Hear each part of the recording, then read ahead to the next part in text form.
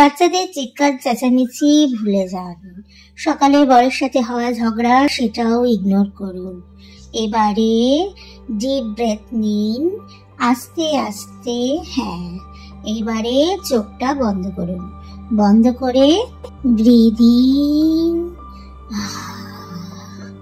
Breathe out.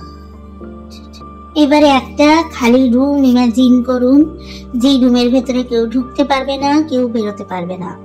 Imagine করেছেন?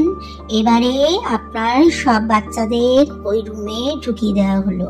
না, ভয় পাবেন না, রুমের ভেতর সেফ থাকবে তারা। আপনি তো কোনো খারাপ মানুন, তাই মম গিল্টকে 1 লাখ মেরে সরিয়ে দিন।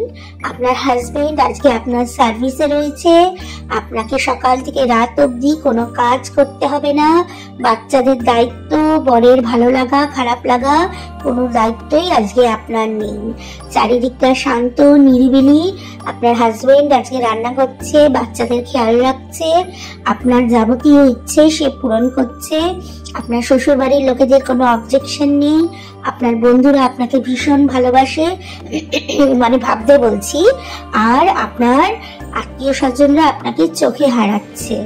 তাই কথায় এত দুঃখ পাবেন না, অভিমান করবেন না। আপনাকে প্রত্যেকে প্রচুর ভালোবাসে।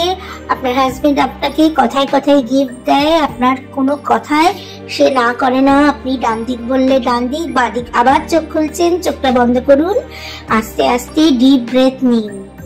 নিয়েছেন? এবার আস্তে আস্তে চোখটা খুলুন, বাস্তবে ফিরে আসুন, চারপাশটা দেখুন, কাজে নেমে পড়ুন।